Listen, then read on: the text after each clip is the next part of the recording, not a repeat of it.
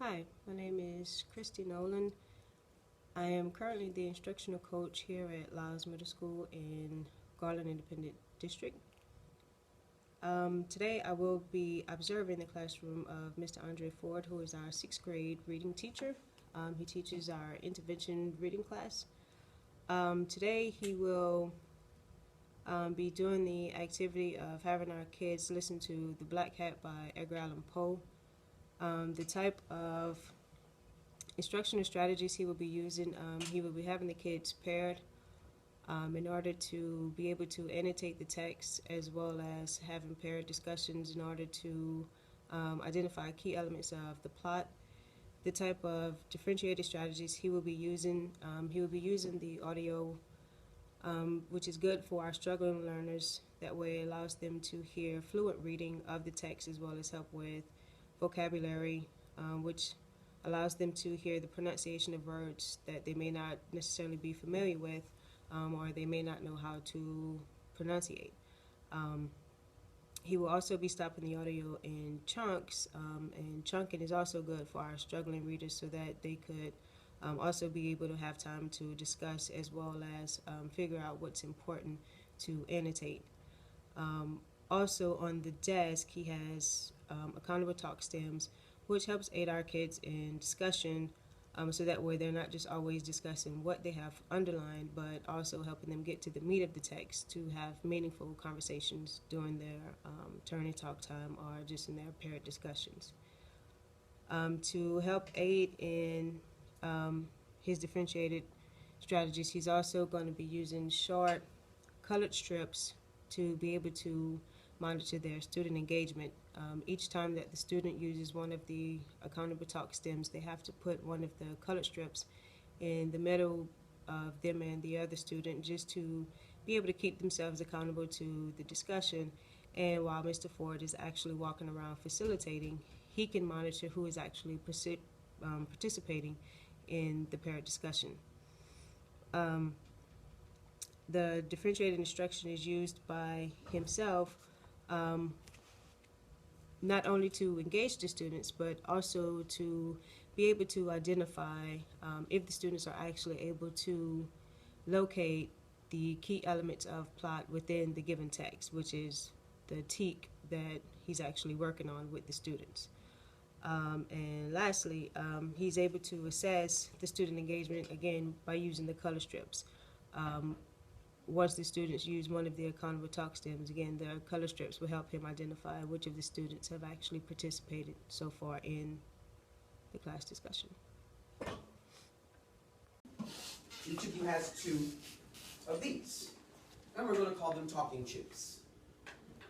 As you are discussing information that you've underlined and highlighted with your partner, you will use your talking chip. After you've said what you need to say, you will lay your chip down so that your partner will have an opportunity to respond, and they will lay their chip down, and vice versa. This is to make sure that not one person is monopolizing the conversation or taking up all of the time. We're walking around to make sure that I'm seeing multiple colors, and not just all of the same color. You'll do this at every stopping point. So don't think that I spoke it the first time, and I'm not going to speak the second time. No, at every stopping point you should be talking. It's in the closet, baby. Are we understanding? So what we'll be doing is, when I stop, you underline some things, your partners underline some things, you discuss what you've underlined, discuss some of the things that are happening in the story. On your desk are your accountable talk stems. For those of you that may not be able to get something going, you can use these. I discovered that, or I noticed that from the story, so and so and so and so. You can go back to your desk.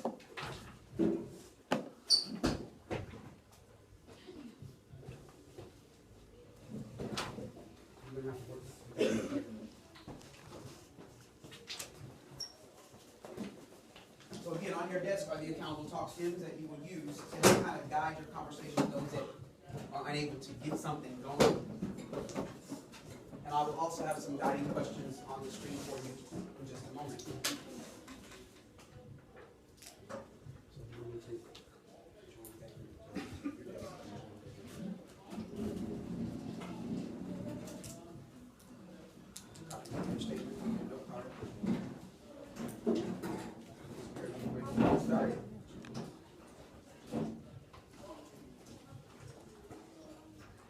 So in addition to your annotation, your underlining, highlighting, circling, all of those things, these are some of the things I want you to take note of. Identify keywords to help you identify the point of view of the text. Give me, identify the conflict, and I'm letting you know that there are 3 types in this particular text. See if you can find them, and find me the climax. As we've discussed plot elements, and things of that nature. Identify your climax.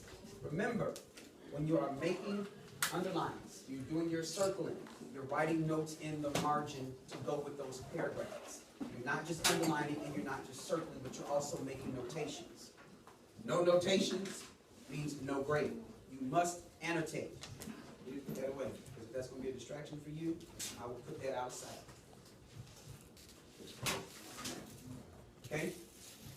We understand. So, we're looking for point of view, conflict, climax, and then these are just some generic discussion questions that you guys can kind of use when you're talking with each other. You know, what do you think about the narrator at this point? What do you think is going to happen next after I come to a stopping point? You know, what did you underline? Why did you make that note there? Or why did you underline that, but I didn't underline that? And then, of course, you have your accountable talk stems. You know, I agree because, or in my opinion, I believe this is what's going to happen. Why do you feel the way that you feel about that? What made you say that? And just kind of generate that conversation. There must be discussion, guys. This is not just when it's stopping and everybody's looking at each other. Please use this as an opportunity to talk. Now you can talk. So use that opportunity to do so. I'll be walking around, circling, listening, hearing, making sure that everybody's on the same page and everybody's participating. Okay?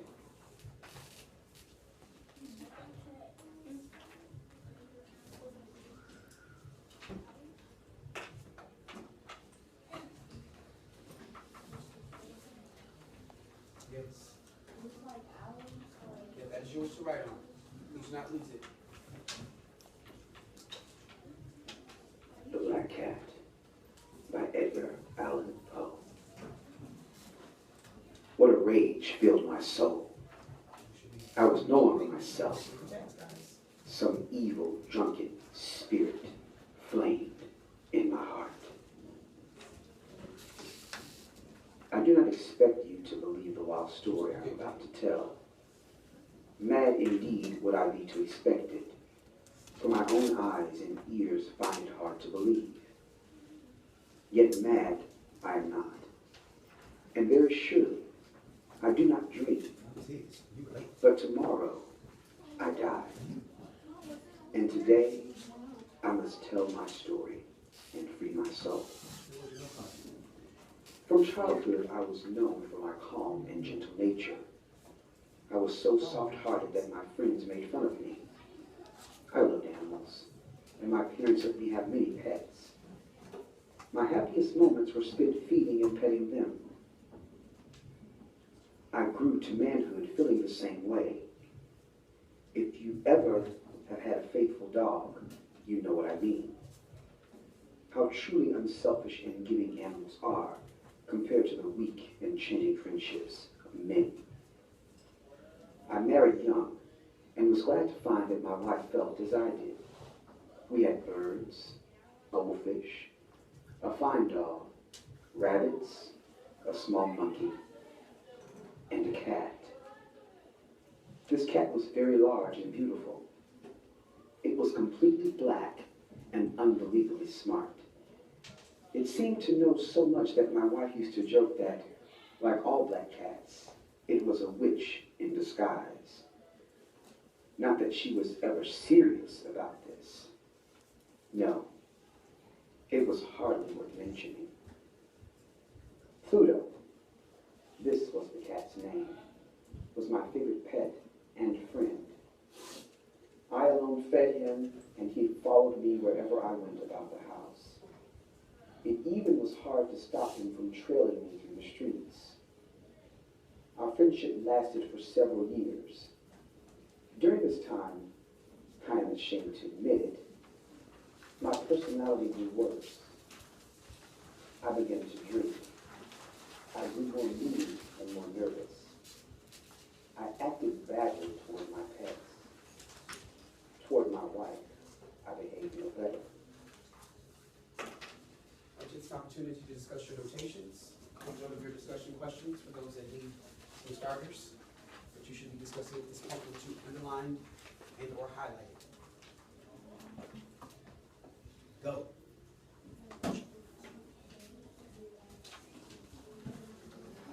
Some dialogue. Yes. Now you can talk. And use your talking point. Use your talking chip so that you're not one person is not taking up all the time.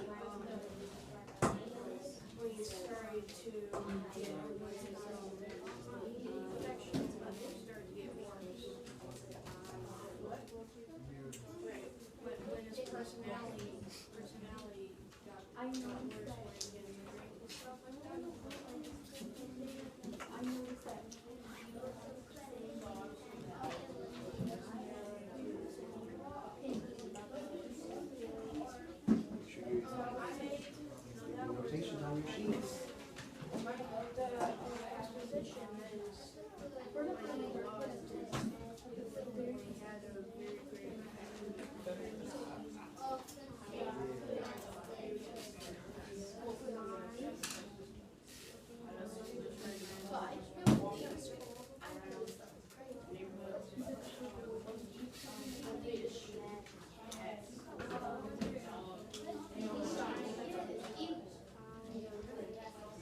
What do you think? What do you think about the narrator so far?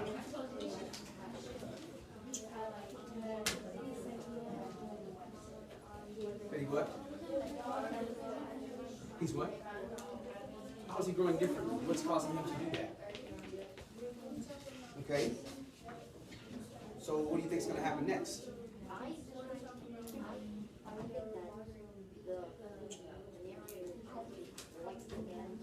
You think his life's going to be ruined? No.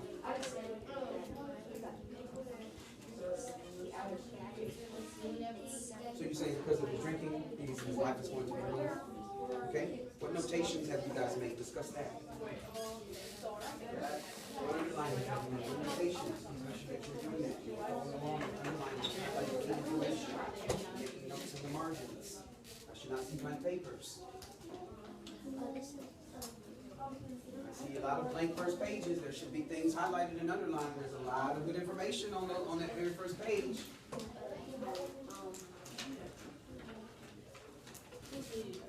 Thank you.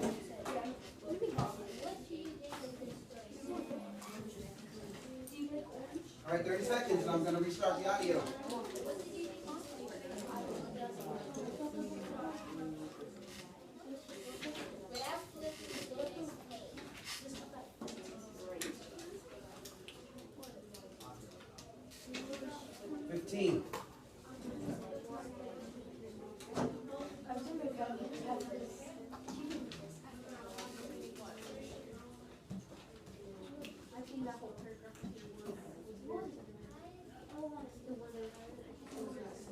Come to a stopping point.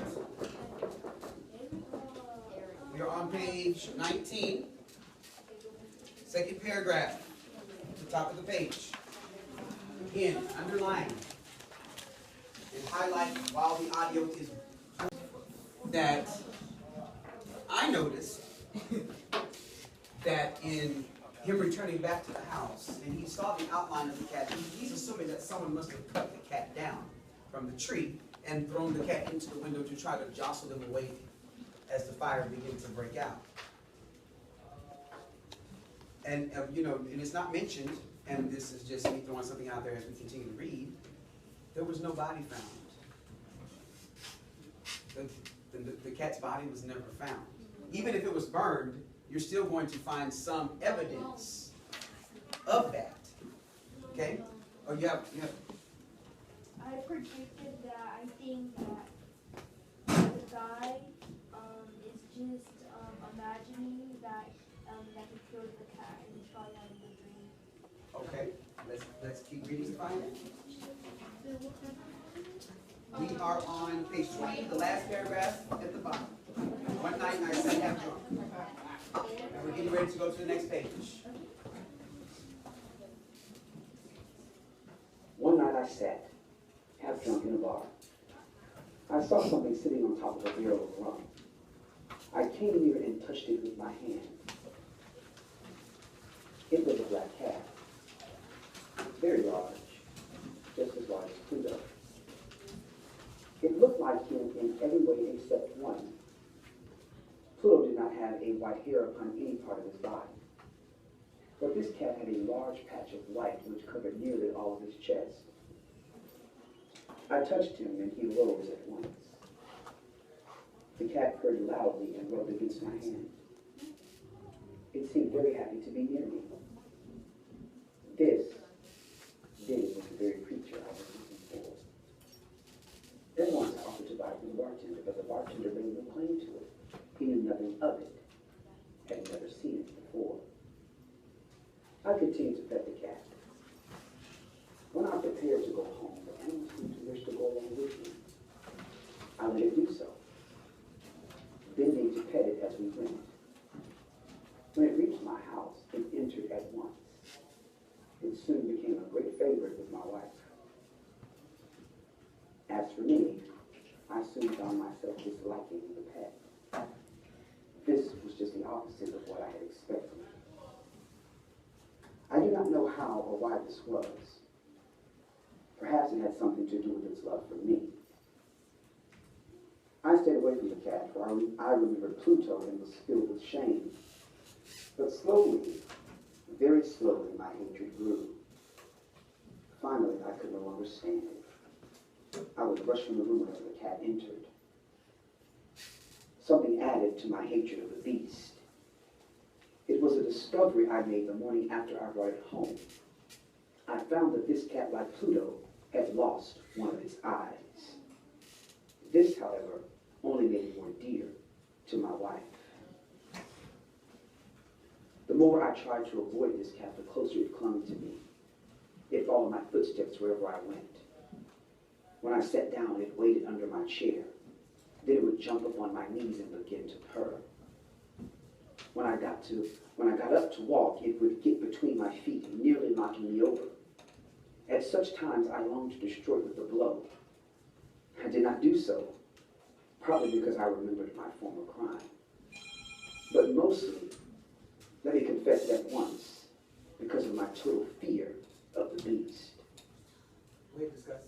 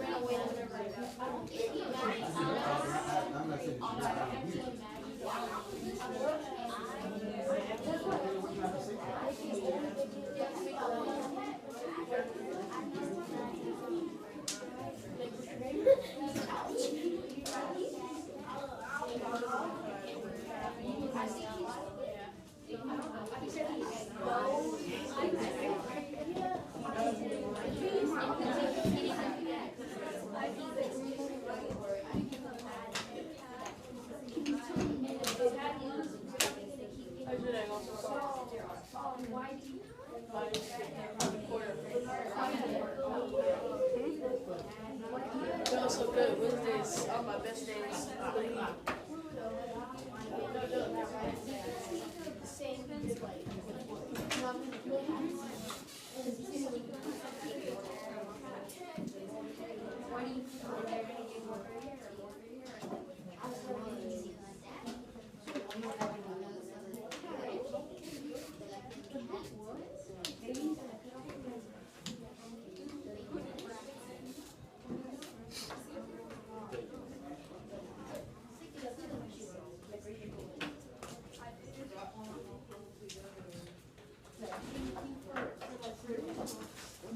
All right, I want to throw out a question for you to think about as we continue to read.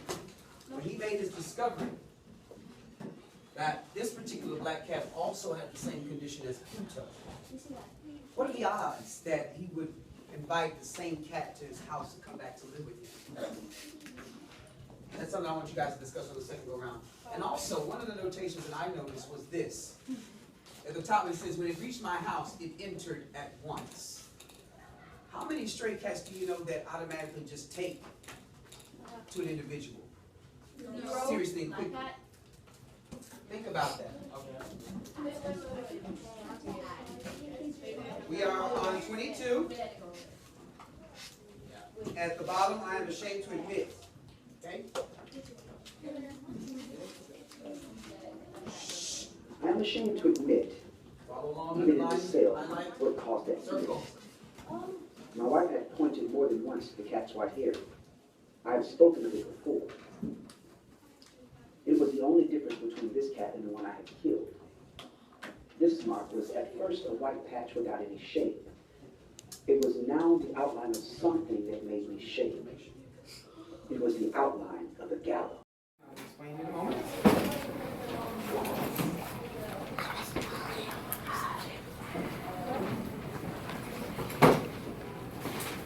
You have taken your agenda? Anybody writing a question on the board onto your note card?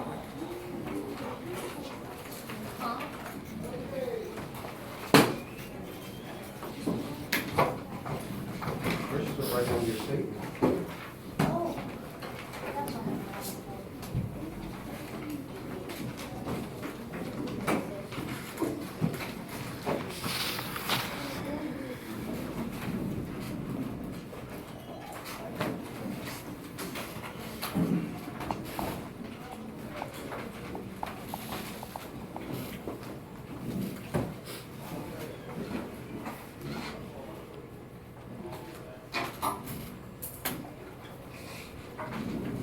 Is he going to be late as usual, or is he absent today?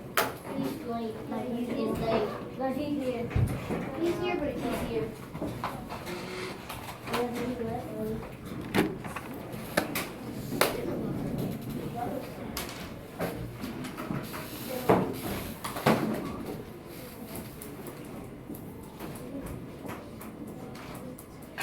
Leandria, please join DeMarcus.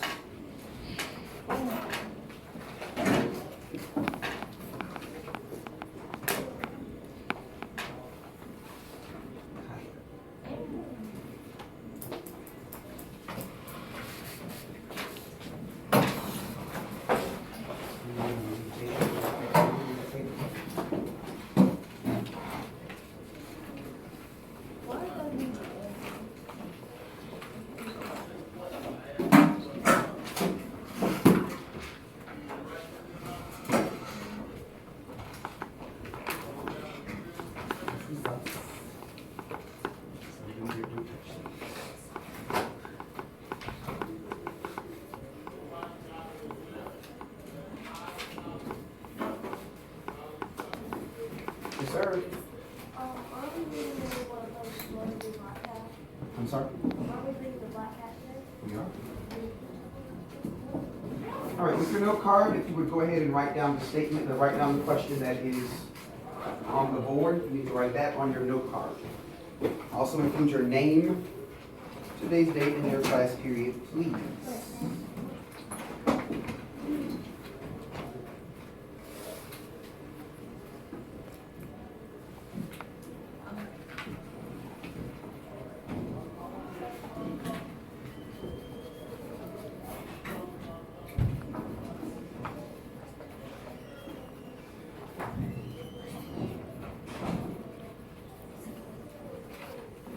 Today's the 4th.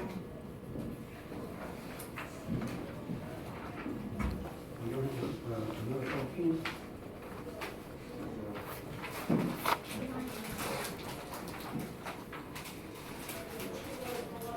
Red is not going to do it for me. This, and you can use red for annotation, but not to turn it for me. So I need you to use that black pen to write down your statement.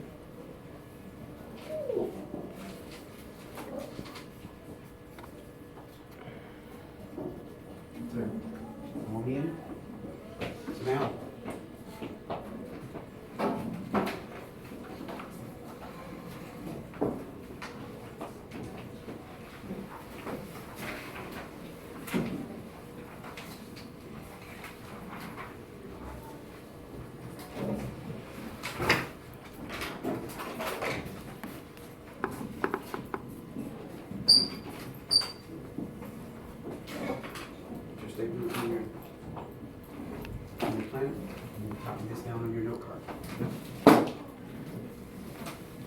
So are you working or are you leaving?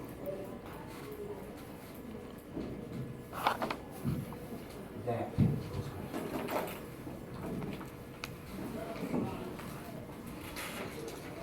Thanks. Appreciate it.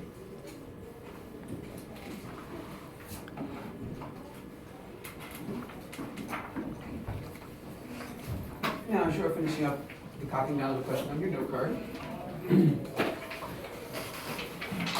we are going to listen to the audio for the Black Cat this afternoon.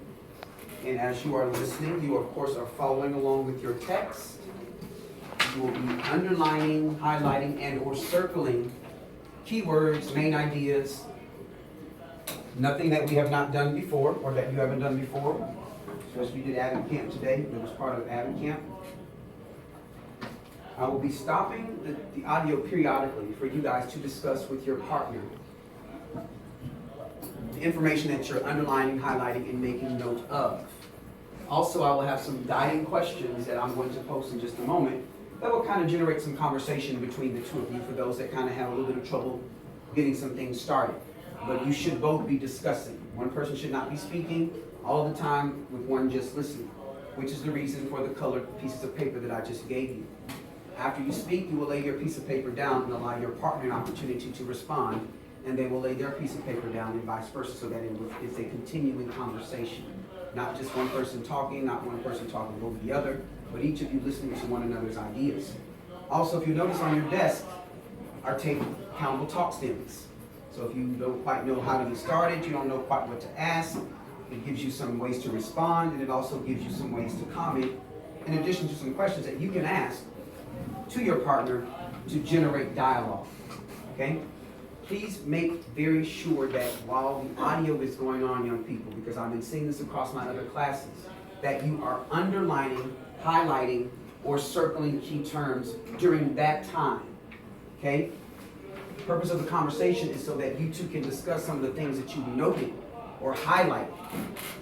Now, that does not mean that if there's something that you didn't get that your partner got, that you can't highlight or make note of that. That's not what I'm saying. But what I am saying is, when I pause the audio and I walk around, that front page or wherever we've read up until that point, it should not be blank.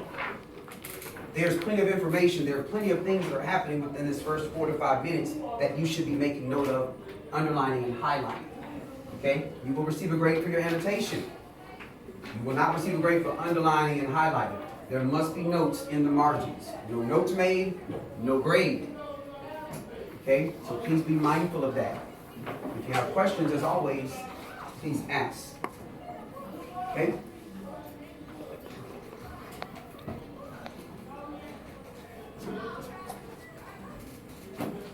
These are a couple of things a few things I want you to identify during the reading. Look for keywords that are going to help you tell me what the point of view of the story is, what point of view is the story written from. Identify the 3 types of conflict. We've talked about 4. This story has 3 of those 4.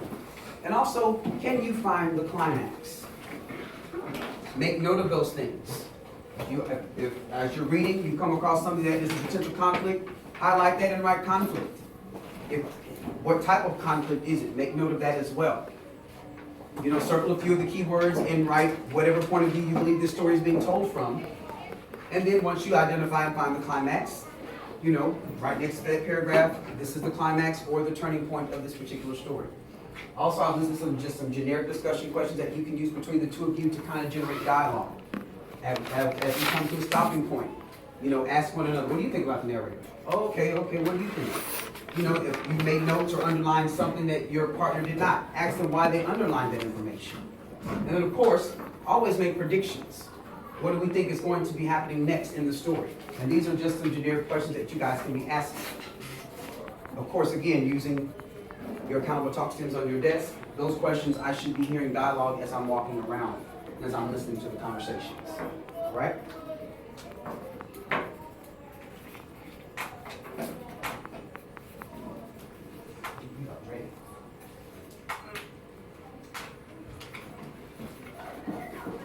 The Black Cat by Edgar Allan Poe. What a rage filled my soul. I was no longer myself. Some evil, drunken spirit flame in my heart. I do not expect you to believe the wild story I'm about to tell. Mad indeed would I be to expect it, for my own eyes and ears find it hard to believe. Yet mad I am not, and very surely I do not dream. But tomorrow I die, and today I must tell my story and free my soul. From childhood I was known for my calm and gentle nature. I was so soft-hearted that my friends made fun of me. I loved animals, and my parents let me have many pets. My happiest moments were spent feeding and petting them. I grew to manhood feeling the same way. If you ever have had a faithful dog, you know what I mean. How truly unselfish and giving animals are compared to the weak and changing friendships of men. I married young and was glad to find that my wife felt as I did. We had birds, goldfish, a fine dog, rabbits, a small monkey, and a cat. This cat was very large and beautiful. It was completely black and unbelievably smart. It seemed to know so much that my wife used to joke that, like all black cats, it was a witch in disguise. Not that she was ever serious about this. No, it was hardly worth mentioning. Pluto, this was the cat's name, was my favorite pet and friend. I alone fed him, and he followed me wherever I went about the house. It even was hard to stop him from trailing me through the streets. Our friendship lasted for several years. During this time, I am ashamed to admit, my personality grew worse. I began to drink. I grew more moody and more nervous. I acted badly toward my pet. Toward my wife, I behaved no better. Take this opportunity to discuss.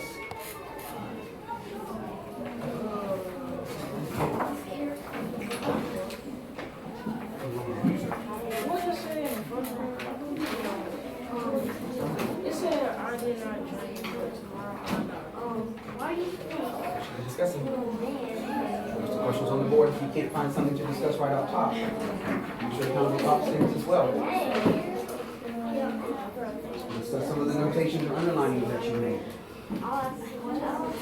Discuss what you think is going to happen next.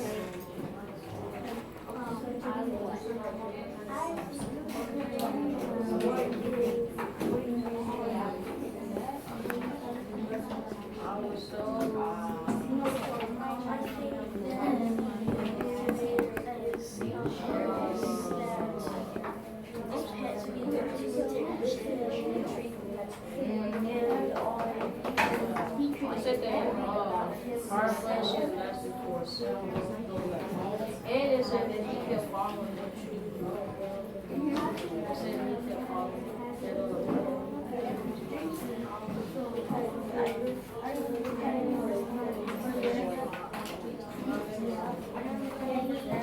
that's all I know. Your cat name is Pluto. I read this.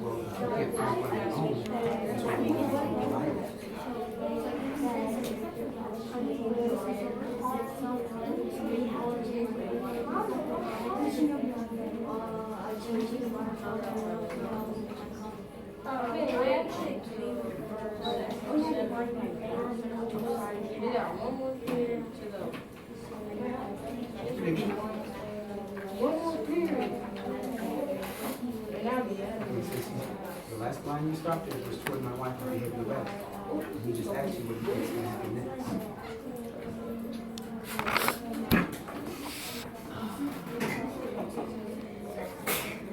Yes, she.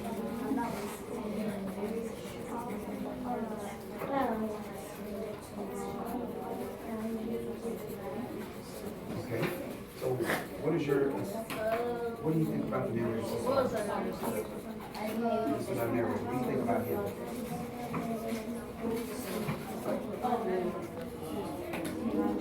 You think he's doing what he shouldn't be doing? What makes you think that? Well, not based on his picture, based on what you just read from the text.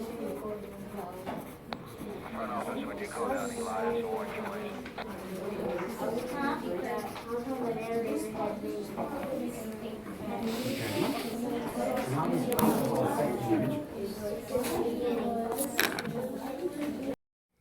Okay, after observing Mr. Ford's class, there were a lot of things that I was quite impressed with. There were many things that actually went well. First, I was very impressed with the way that the students actually entered the classroom. We're in the process of trying to become a national avid demonstration site here at our campus. So the fact that our students entered the classroom and began copying down their objective and we will and I will statement without even being prompted to, with our demographic of kids, was very huge in my eyes. It showed a lot of consistency on the teacher's part. Even prior to that, I noticed that the teacher during that particular passing period stood in the doorway and as the kids entered the classroom, handed each student a blank index card that each of them knew upon entering the classroom they had to copy their warm-up onto that index card. And the actual warm-up was going to serve as their DOL, which is their demonstration of learning at the end of the lesson. So that was going to come at the end of the lesson to show if the kids had actually gained something from that particular lesson for the day.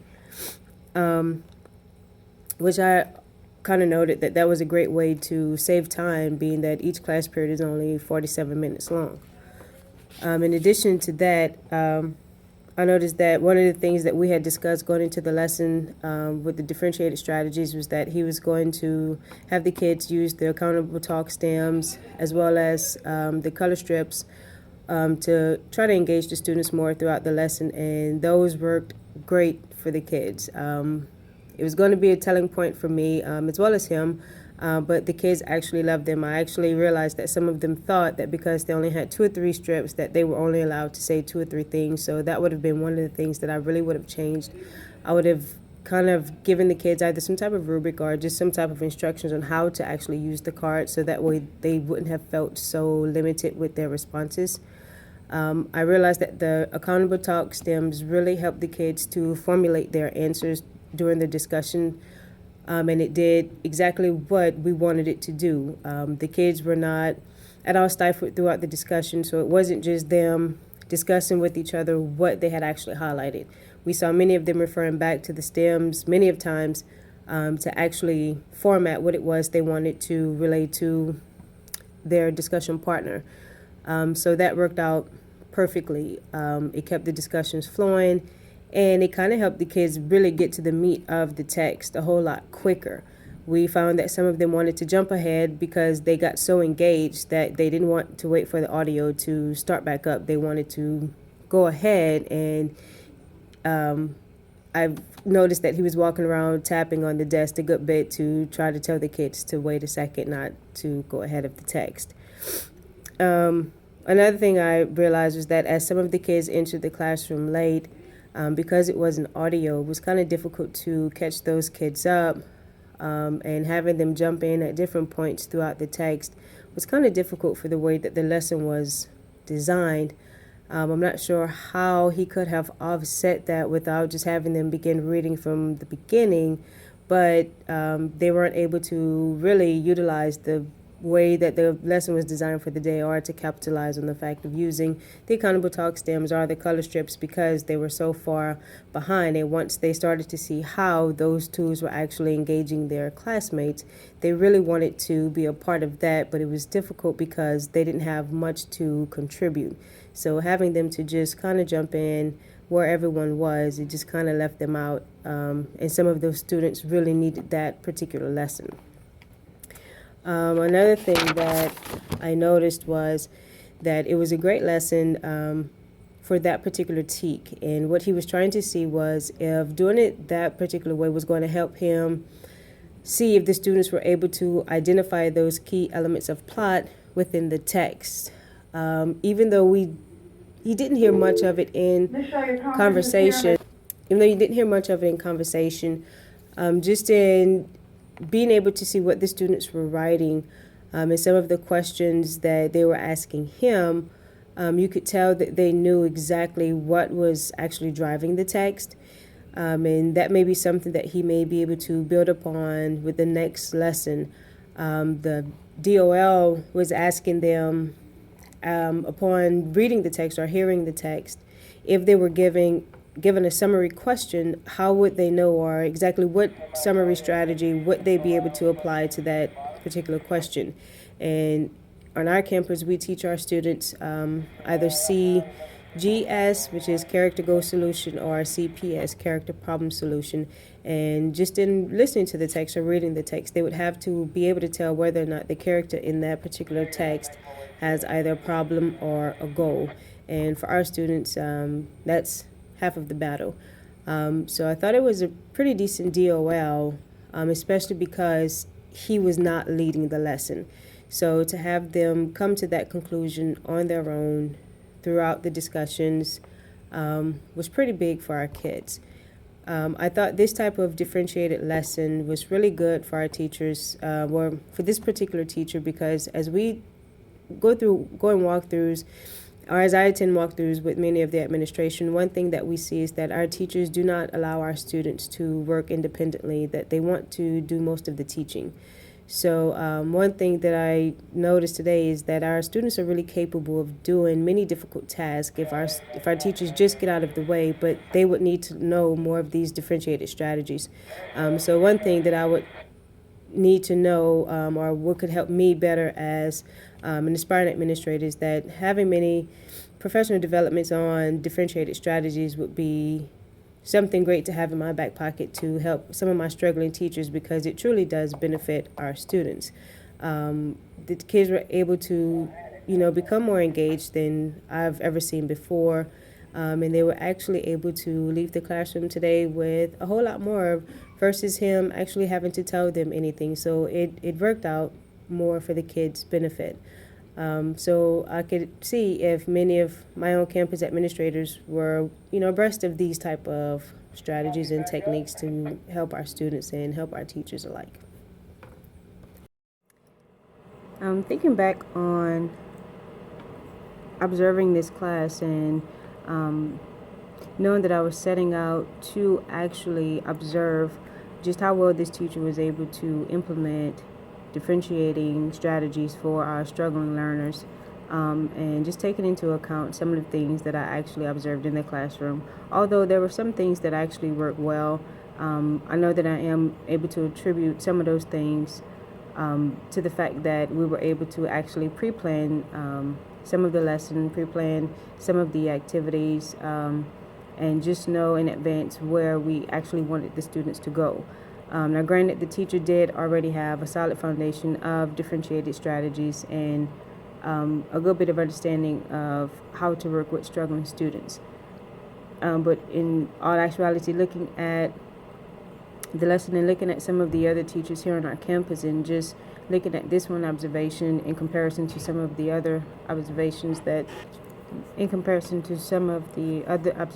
that I have made, it just really shows that most administrators, as they're busy throughout the day dealing with discipline and things of that sort, it really does take away from the focus of the curriculum. And whereas in we just automatically, our administrators automatically assume that teachers are able to apply these necessary strategies to kids through lessons and really be able to service those struggling students. It's becoming more and more evident that many teachers are really lacking the ability to add these key components into their lessons. Whereas it's not really evident in this particular video, nor was it really observed today. Just the fact that it required a bit of planning to make sure that the students got it in this lesson just had me wondering, without the pre-planning and without me sitting there today videoing and observing, just what would that lesson have looked like without me being in there.